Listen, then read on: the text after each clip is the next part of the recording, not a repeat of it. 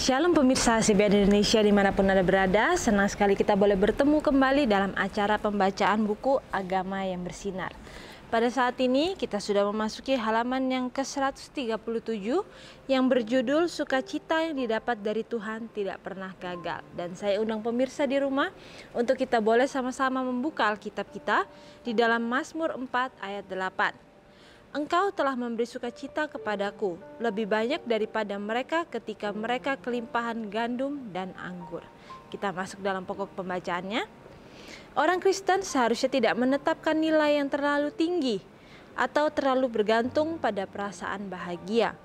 Perasaan ini tidak selalu merupakan panduan yang benar. Seharusnya menjadi pelajaran bagi setiap orang Kristen untuk melayani Tuhan berdasarkan prinsip dan tidak diatur oleh perasaan. Dengan melakukan itu, iman akan terlatih dan akan bertumbuh. Tertulis dalam buku Testimonies for the Church, jilid 1 halaman 161. Jadi di sini dikatakan bahwa Tuhanlah yang memberikan kepada kita sukacita, dan seringkali ketika kita yang merupakan manusia yang masih hidup dalam daging kita, seringkali kita mencari kebahagiaan yang berasal dari lingkungan di sekitar kita, ataupun kita menginginkan bahwa lingkungan di sekitar kita itu yang akhirnya membuat kita itu menjadi mempunyai suatu kebahagiaan. Tetapi kita harus ingat di sini bahwa kebahagiaan yang kita miliki itu harusnya berdasarkan dari pengenalan akan Tuhan. Dan di sini juga dikatakan bahwa ketika kita mengenal akan Tuhan kita, kita tahu siapa Dia, siapa Bapa kita yang sesungguhnya itu, yang sejati itu, dikatakan ialah yang akan memberikan sukacita yang berlimpah kepada kita. Dan di sini dikatakan bahwa seharusnya sebagai seorang Kristen kita tidak hanya berfokus kepada kesenangan kita saja ataupun kebahagiaan dari diri kita saja, tetapi bagaimana nilai-nilai itu jangan kita abaikan, tetapi nilai-nilai dalam kehidupan itu bukan berdasarkan oleh apa yang kita rasa ini akan membuat kita bahagia, tetapi nilai-nilai itu harus berdasarkan kepada prinsip yang Tuhan sudah berikan. Dan ketika kita menghidupkan prinsip-prinsip atau kita mengikuti aturan yang Tuhan sudah berikan, maka otomatis kehidupan kita akan berbahagia, karena ketika hidup kita sudah sesuai dengan hukum yang Tuhan berikan, hidup kita ini akhirnya tidak akan melawan daripada hukum itu, dan itulah yang membuat kita mempunyai sebuah keamanan dan sebuah kenyamanan, dan itulah yang akhirnya akan membuat kita mempunyai kebahagiaan yang sejati. Dan di samping itu dikatakan bahwa seharusnya menjadi pelajaran bagi setiap orang Kristen untuk melayani Tuhan berdasarkan prinsip. Jadi bagaimana di sini dikatakan juga adalah melayani Tuhan. Bagaimana kita bisa menemukan sukacita yang sejati itu ketika kita mau melayani Tuhan kita. Lalu bagaimana caranya kita bisa melayani Tuhan kita? Tuhan tidak meminta kita muluk-muluk untuk kita melakukan sesuatu hal yang besar. Tetapi ketika kita mau untuk menjadi pengikut yang setia, maka Ia akan memberikan kepada kita kemampuan. Kita mau melakukan setiap perkara-perkara yang kecil. Kita mau untuk memperbaiki diri kita hari demi hari, sehingga kita bisa menjadi orang yang lebih baik setiap hari. Lalu di sini juga dikatakan bahwa melayani Tuhan. Bagaimana kita bisa melayani Tuhan juga? Yaitu dengan kita bisa melayani orang-orang yang berada di sekitar kita. Dan di saat kita melayani orang-orang yang ada di sekitar kita, itu sama seperti kita melayani Tuhan kita. Lalu bagaimana kita bisa melayani orang-orang itu kalau kita hanya mementingkan diri kita sendiri, kita hanya mementingkan kebahagiaan kita sendiri, yang akhirnya membuat kita menjadi orang-orang yang egois. Nah, di sini juga dikatakan bahwa ketika kita melayani Tuhan, yaitu kita melayani orang-orang di sekitar kita, kita mempunyai suatu beban untuk bisa menyampaikan kepada mereka bahwa kita itu mempunyai sebuah pengharapan, kita mempunyai sebuah kedamaian yang sejati ketika kita berjalan bersama dengan Tuhan. Tetapi hal tersebut kita tidak bisa sampaikan kalau kita sendiri tidak memilikinya. Ketika kita tidak mengerti bagaimana mempunyai sebuah kebahagiaan atau kedamaian yang sejati ketika kita berjalan bersama dengan Tuhan itu, ketika kita tidak mengalaminya sendiri. Tetapi ketika kita memang sudah mau untuk bereksperimen dengan Tuhan, mau untuk mengizinkan Tuhan yang hidup dalam kehidupan kita, maka kehidupan kita pun akhirnya akan berjalan sesuai dengan apa kehendak Tuhan. Dan ketika kita membiarkan Tuhan untuk memilihkan kehendaknya untuk kita pribadi, maka itulah yang akan membuat kita mempunyai suatu kebahagiaan. Karena kita tidak mempunyai sebuah keinginan untuk memilih jalan yang tidak sesuai dengan apa yang Tuhan inginkan. Lalu juga dikatakan bahwa ketika kita mau melayani orang lain, Tuhan mengajarkan kepada kita bahwa kita juga diajarkan untuk mempunyai pengorbanan diri, yaitu pengorbanan untuk mengesampingkan segala kebutuhan kita, segala keinginan-keinginan kita, bahkan juga keluarga kita untuk sesuatu hal yang mungkin Tuhan izinkan kepada kita untuk kita memilih melakukan hal yang baik dan benar itu, ataukah kita lebih mementingkan untuk kenyamanan kita atau kenyamanan keluarga kita. Jadi seringkali Tuhan menempatkan kepada kita suatu posisi untuk kita boleh memilih apakah yang kita mau ambil, atau langkah-langkah apakah yang kita mau ambil dalam kehidupan kita. Apakah kita mau untuk menjadi pengikut Tuhan yang setia, yaitu melayani sesama kita dengan sepenuh hati kita, ataukah masih ada seberkas kecil mungkin di hati kita untuk memikirkan hanya diri saja, dan itu hanya bisa kita jawab secara pribadi. Dan di saat Tuhan Yesus sendiri ketika ia berada di dunia ini, ia sudah mempraktekkan hal tersebut, bagaimana kehidupannya itu tidak ia fokuskan untuk kenyamanannya sendiri, bahkan untuk keluarganya sekalipun. Di saat itulah yang menjadi tuntunan bagi kita, atau yang menjadi contoh bagi kita, bahwa ketika Yesus sudah melakukan hal yang baik dan benar itu bisa menjadikan sebuah pelajaran yang bisa kita tiru dalam kehidupan kita. Dan tentu saja untuk melakukan hal-hal tersebut bukanlah suatu hal yang mudah, karena pada dasarnya manusia itu egois. Bahkan dikatakan sejak anak bayi baru lahir pun dia sudah egois, karena dia hanya mementingkan atau memikirkan dirinya sendiri. Tetapi di sini kita diajarkan bahwa kita semakin kita dewasa, semakin kita mengenal akan Tuhan kita, dikatakan bahwa kita akhirnya akan mempunyai suatu kedamaian itu.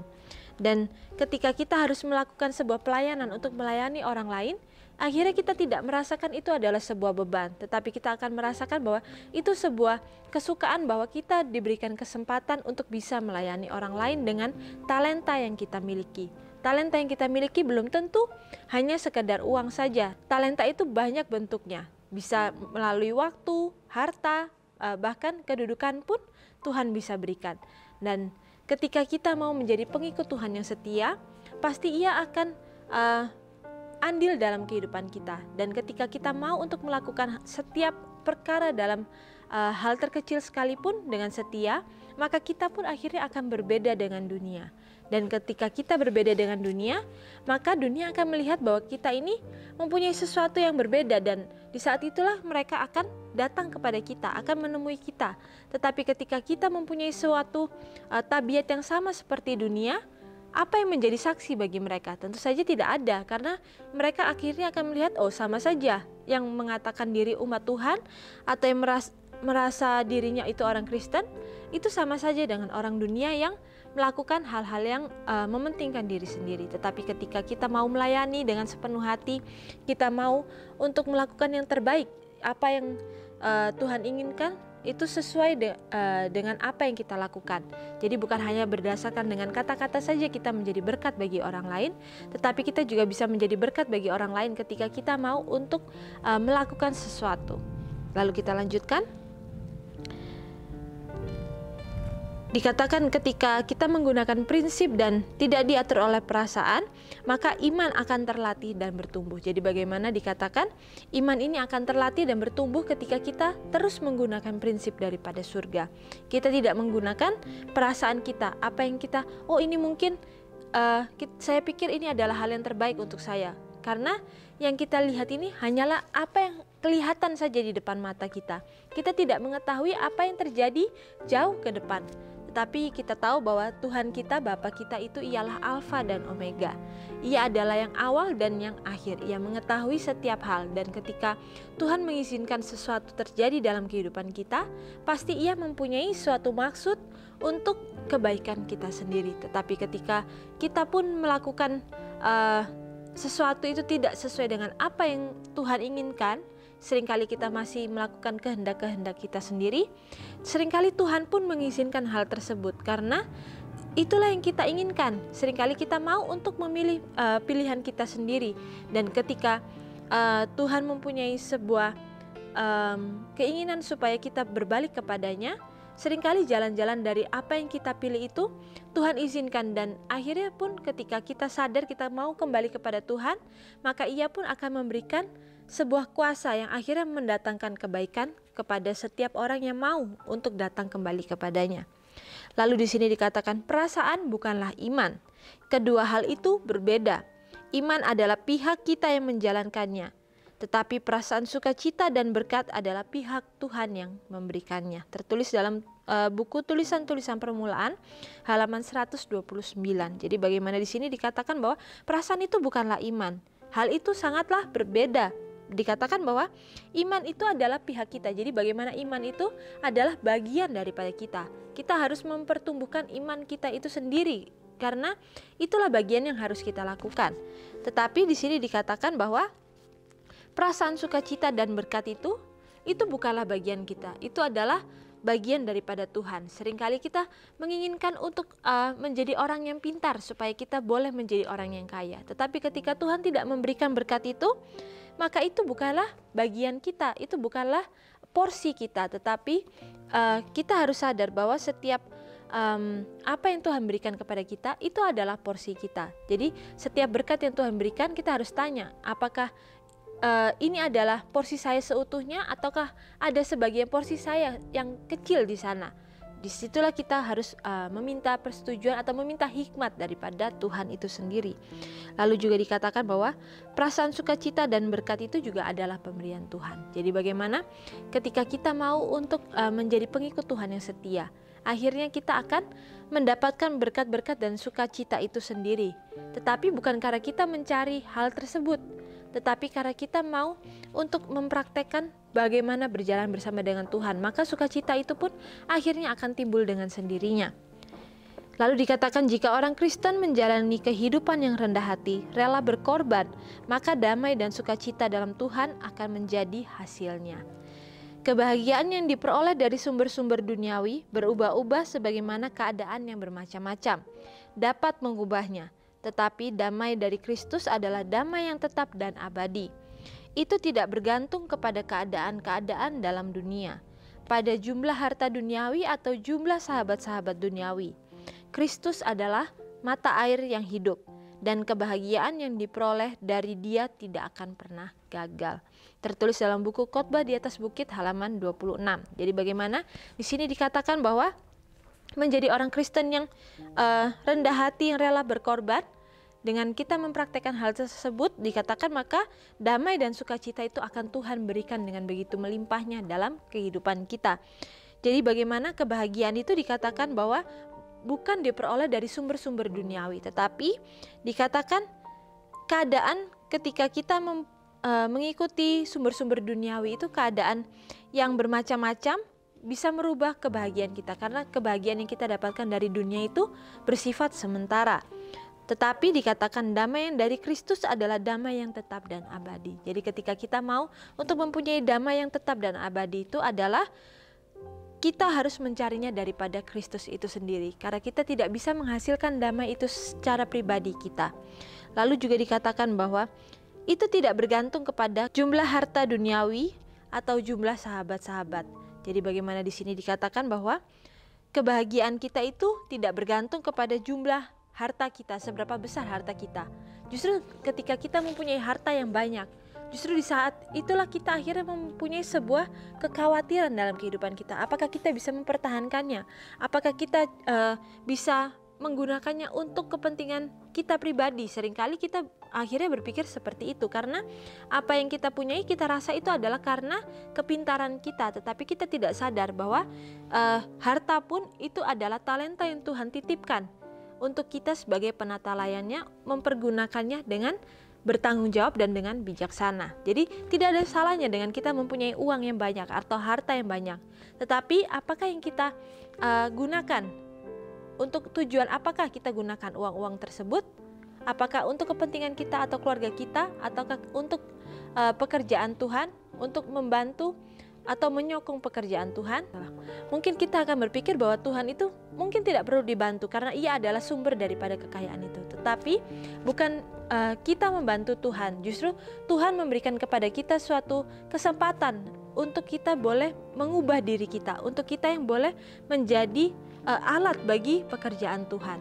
Sebenarnya bukan Tuhanlah yang membutuhkan, tetapi Tuhan menginginkan sebuah perubahan daripada kita, daripada hati kita sendiri. Lalu juga dikatakan bahwa jumlah sahabat-sahabat duniawi pun bukan menjadikan kita itu sebagai seorang yang mempunyai kebahagiaan yang sejati, karena kita tahu bahwa sahabat itu bisa datang dan pergi kapan saja, tetapi kita tahu dengan pasti bahwa Tuhan kita dan Bapa kita itu tidak akan pernah datang dan pergi. Ia akan ada selalu ketika kita membutuhkannya sekalipun, bahkan kita bisa datang kepadanya karena ia tidak pergi kemana-mana. Lalu juga dikatakan bahwa kebahagiaan itu adalah ketika kita mengenal Kristus yang adalah mata air yang hidup. Kebahagiaan yang diperoleh dari Dia tidak akan pernah gagal. Jadi kalimat yang terakhir ini adalah sebuah pengharapan yang Tuhan berikan kepada kita, bahwa ketika kita mencari sumber kebahagiaan itu, dikatakan ialah mata airnya, ialah sumber kebahagiaan yang dikatakan tidak pernah gagal. Jadi bagaimana ini boleh menjadikan pelajaran dan kesukacitaan bagi kita, sehingga kita tahu bahwa dalam berjalan bersama dengan Kristus, meskipun kita menghadapi banyak ujian dan pencobaan, pasti Tuhan akan memberikan sukacita dan damai sejahtera itu dalam kehidupan kita. Karena kita tahu bahwa kehidupan kita ini bukan untuk kepentingan diri kita saja, tetapi kita sudah menyerahkan semuanya ke dalam tangan Tuhan dan mengandalkan Tuhan untuk memimpin kehidupan kita. Di saat itulah akhirnya kita bisa merasakan sukacita yang sejati yang berasal daripada surga. Dan sampai di sini acara pembacaan kita pada saat ini. Sampai bertemu kembali dalam acara pembacaan yang selanjutnya. Shalom, Tuhan memberkati.